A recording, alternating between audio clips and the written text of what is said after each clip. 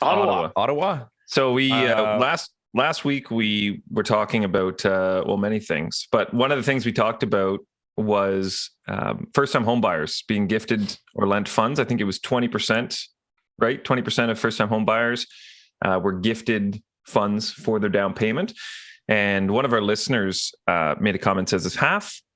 And I know, Greg, you already responded, but I think for the general, for everyone listening, if half of the first-time home buyers are being gifted or lent funds from their parents who are accessing these funds through reverse mortgages, refis, I'm assuming, does this explain why many parents are stuck in their homes and cannot sell them? As I understand that if they leave their homes, they would be forced to buy a new one and take on a new mortgage.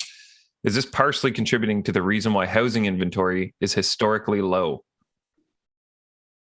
Yeah, I mean, I personally think it's a part of it, because I've spoken with two families who they were on their way out to downsize, and instead they took equity out of their property and gave it to their kids so that they could get into home ownership. That's two experiences with me personally. So, I mean, is it part of it? I assume, it has to be. And now they're not selling, they're staying, because they don't want to take on another mortgage for themselves by, or selling, splitting that half for them, half for their kids, and then being into another mortgage.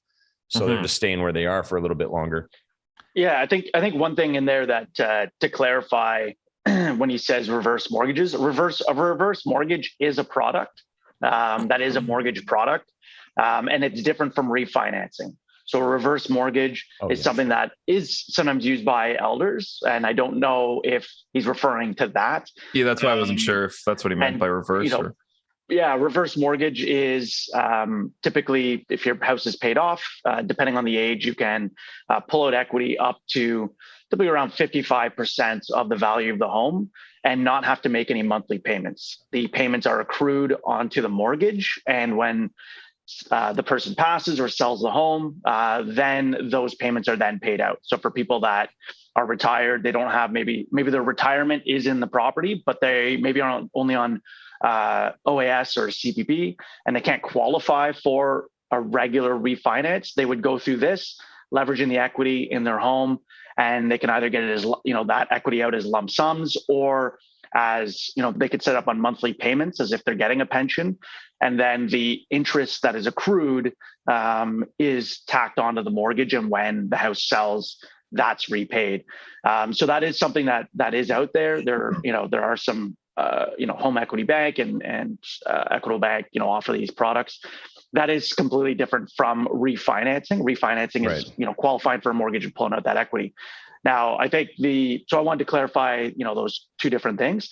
I think to his point, and to yours, Greg, there are a lot of people that are accessing equity to gift to their kids.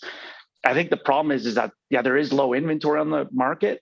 It's kind of a snowball effect that, long-term care homes are still in disarray and have been in the last 2 years. So that segment of the market that would have been moving into long-term care homes, things like that, or retirement communities, they either building them has been delayed or been stagnant, or there's just no availability of long-term care homes, or people not wanting to move in there because of the rampant issues. And so people are staying in their homes for those reasons. And then other aspects to it of, maybe they're pulling out equity to gift to their kids. Or if they're, depending on how much equity they have, that's not necessarily leaving them in their home, because they're gifting maybe $50,000, $100,000, and maybe their home's worth, the average in Ottawa is almost $750,000. I don't know that that's fully keeping them at home, but certainly low inventory is, for anybody, people that would normally be listing and either downsizing or moving elsewhere, aren't doing so because there's just nowhere for them to go. Yeah, sometimes you'll see on TV, if you're watching the hockey game or something, you'll see the chip reverse mortgage come up. That's typically one of the brands that I guess everyone knows. Kurt Browning, I think, was their spokesperson for some time. So if you ever saw Kurt Browning in a commercial in the last few years, he's probably for a reverse mortgage. Is that the figure skater? Yeah. Amazing. Yeah, I'm keeping it topical with the Olympics on right now. So, that's it's interesting. And I actually, when I read his comment, I made maybe the wrong assumption that he was referencing refinances and didn't understand the terminology, but he might actually he might actually mean reverse mortgages. So, Sorry, Bichero, for if he's listening, unassuming. If he's listening, he can clarify in the comments. Yeah, that's true. That's true. Yeah, I want to know what the B stands for. He comments every week. I need to know what the B is. It's just B. It's just like Ronaldo. It's just one name. Just B. It's just a letter. B. What up, B?